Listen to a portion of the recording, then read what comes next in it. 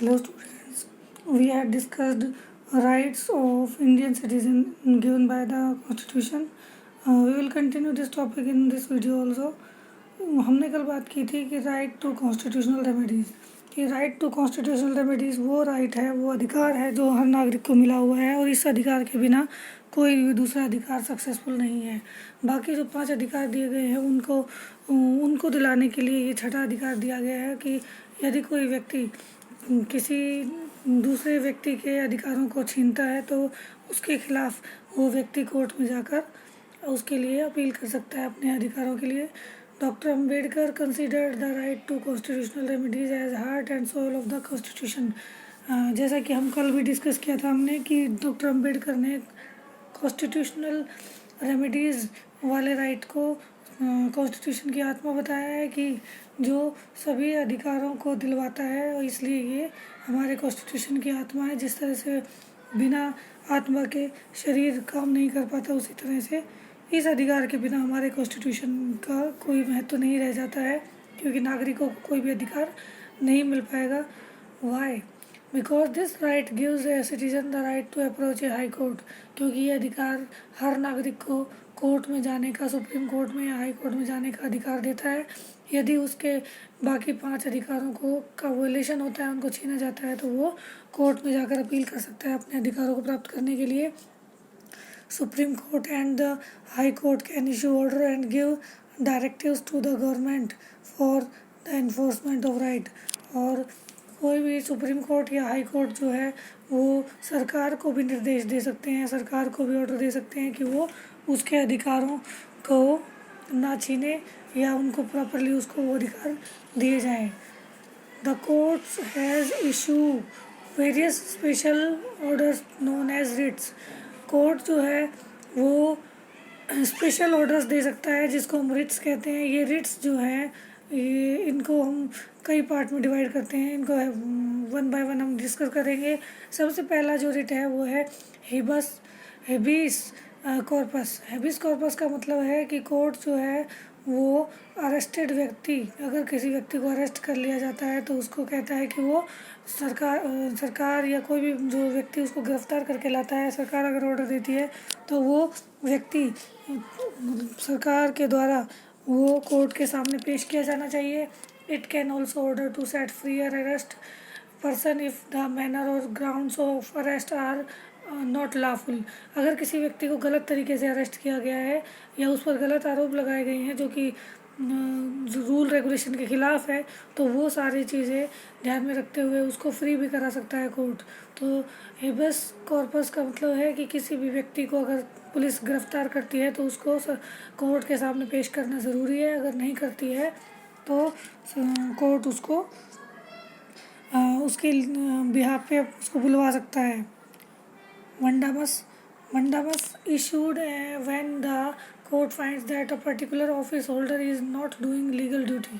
यदि कोई ऐसा ऑफिस होल्डर, यदि कोई अधिकारी ऐसा है जिसकी जो अपनी ड्यूटी को प्रॉपरली नहीं कर रहा है and thereby is an infringing on the right of an individual, और वो अपने अधिकारों को अधिकार क्षेत्र से बाहर जाकर काम करता है, तो उसके लिए मंडामस लागू किया जाता है और सरकार जो कोर्ट है वो उस व्यक्ति को जो ऑफिस होल्डर या जो अधिकारी अपने क्षेत्र से बाहर जाकर काम करता है उस पर रोक लगा सकता है। Prohibition issued by higher court और supreme court when a lower court has considered a case going beyond its jurisdiction. यदि किसी जूनियर कोर्ट में बड़े कोर्ट की जो अपील है वो आती है तो उसको अगर वो सुनवाई करने लगता है तो उसके लिए भी वो उसको रोक लगा सकता है, क्योंकि हमारे जो जुडिशरी सिस्टम है उसमें हर कोर्ट के लिए अपनी अपनी अलग जुरिडिक्शंस दी गई हैं, अपना अधिकार क्षेत्र दिया गया है। अगर वो अपने अधिकार क्षेत्र से बाहर का काम करता है तो उसके लिए उसका जो ऊपर वाला कोर्ट होता है, जो उससे अपर कोर्ट होता है, वो उस पर रोक लगाकर उस केस को अपने पास मंगवा सकता है। इसके बाद आता है क्वा warranto. If the court finds that a person is holding office but is not entitled to hold that office, it issues the writ of quo warranto and restricts that person from acting as an office holder।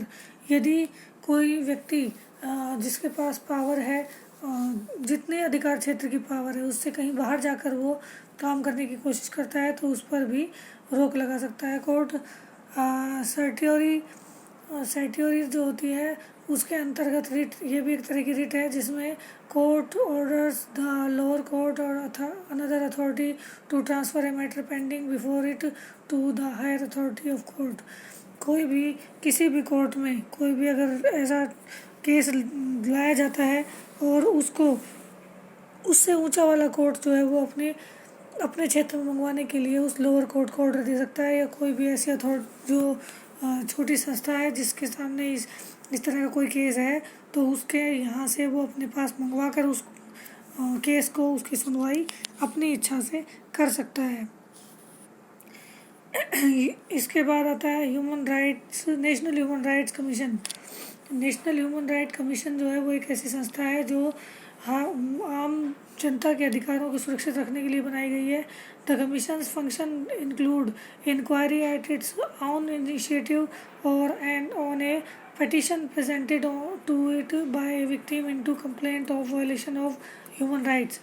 Human right जो national human right commission है वो या तो किसी व्यक्ति ने अगर complain की है यहाँ पर तो उसके आधार पर इंक्वायरी करता है, या फिर अपनी इच्छा से वो ये देखभाल करता रहता है, समाज में सोसाइटी में नज़र रखता रहता है कि अगर कोई ऐसा व्यक्ति है या कोई ऐसा व्यक्ति जिसके साथ अन्याय हो रहा है तो उसके खिलाफ वो बिना उसकी कंप्लेन के भी कार्रवाई कर सकता है और उसके खिलाफ होने वाले अन्याय के विरुद्ध बोल सकता है।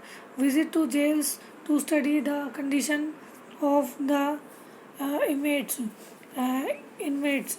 इसी काम के तहत वो जेलों में जाते हैं और जेल में रहने वाले जो कैदी होते हैं उनकी कंडीशंस का जायज़ा लेते हैं कि कहीं उनके साथ गलत व्यवहार तो नहीं हो रहा है या उनके साथ अत्याचार तो नहीं हो रहा है। Undertaking and promoting research in the field of human rights. जो ह्यूमन राइट्स हैं उनको समाज में और ज़्यादा प्रमोट करने के लिए, लोगों को जागरूक बनाने के लिए ये काम करता है। The commission does not have the power of prosecution. Court इस कमीशन के पास किसी तरह की जो प्रोसिक्यूशन की जो पावर नहीं है, यानी कि ये कोर्ट में अपील तो कर सकता है लेकिन उसके खिलाफ कार्रवाई नहीं कर सकता। It can merely make recommendation to the government और recommend to the courts to initiate proceedings based on the inquiry that it conducts. ये अपने द्वारा की गई इंक्वायरी के आधार पर कुछ रिकमेंडेशन, कुछ ऐसी सलाह तैयार करके सरकार को दे सकता है या कोर्ट को दे सकता है या कोर्ट में ले जाकर उस मुद्दे को उठा सकता है, और कार्रवाई करने का काम केवल कोर्ट का ही होता है। तो ये केवल समाज में जो जनता के अधिकारों को सुरक्षित रखने के लिए बनाया गया है और ये नज़र रखता है सोसाइटी में कि किसी व्यक्ति के साथ किसी तरह का अत्याचार ना हो पाए। Directive principles of the state policy. The chapter on directive principles listed mainly 3 things। Directive principles पर के आधार पर 3 जो मेन पॉइंट्स वो ये हैं कि the goals and objectives that we as a society should adopt, कि जो हमारे लक्ष्य सोसाइटी को आगे बढ़ाने के जो लक्ष्य हैं, उसके इम्प्रूवमेंट के जो लक्ष्य रखे गए हैं उसको सरकार फॉलो करे, गवर्नमेंट उसका पालन करे। Certain rights that individual should enjoy apart from the fundamental rights. उसके अलावा फंडामेंटल राइट्स से अलावा भी कुछ अधिकार होते हैं जो कि सरकार आम जनता को उपलब्ध कराती है, और ये कर्तव्य बनता है सरकार का कि वो सारे अधिकार उसको उपलब्ध कराए। Certain policies that government must should adopt. और सरकार का ये कर्तव्य है कि सोसाइटी या समाज के विकास के लिए, उसके भलाई के लिए कुछ ना कुछ काम करे। ये सारे जो हैं वो डायरेक्टिव प्रिंसिपल्स कहलाते हैं। Relation between fundamental rights and directive principles of state policy. Directive principle और फंडामेंटल राइट्स के बीच में क्या संबंध है? Fundamental rights restrain the government from doing certain things, while directive principle exhort the government to do certain things। Fundamental rights जो है वो उन अधिकारों को कहा जाता है जिनका उल्लंघन सरकार नहीं कर सकती। लेकिन डायरेक्टिव प्रिंसिपल्स जो हैं वो सरकार का कर्तव्य माना गया है, उन पर बाउंडेशन नहीं है। अगर सरकार ऐसा कुछ नहीं भी करती है तो उसके लिए सरकार को बाध्य नहीं किया जा सकता। Fundamental rights mainly protect the right of individuals while directive principle ensure the well being of the entire society.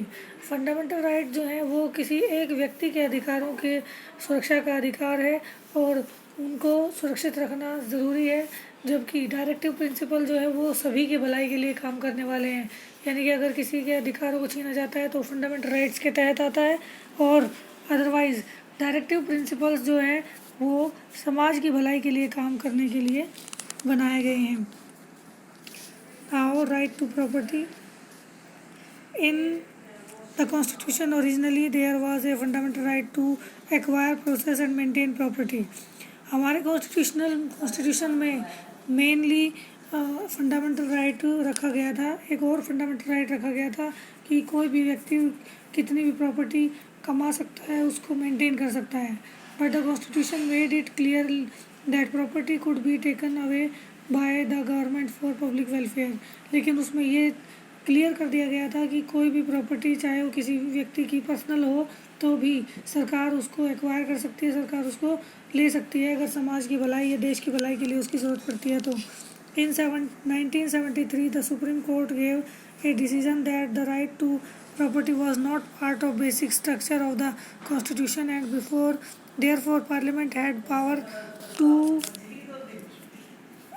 abridge this right by an amendment।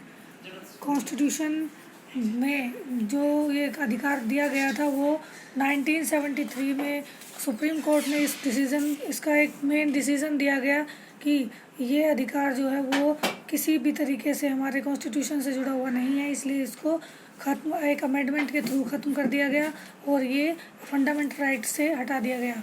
In 1978 the 44th amendment to the constitution removed the right to property from the list of fundamental right and converted it into a simple legal right under article 300A। 1978 में जब 44वां amendment किया गया, जो संशोधन किया गया, उसके तहत प्रॉपर्टी के राइट को फंडामेंटल राइट्स की लिस्ट से हटाकर एक सामान्य अधिकार बना दिया गया, लीगल राइट बना दिया गया, जो कि आर्टिकल 300A के अंतर्गत आता है। That's all for today. We will meet in next video.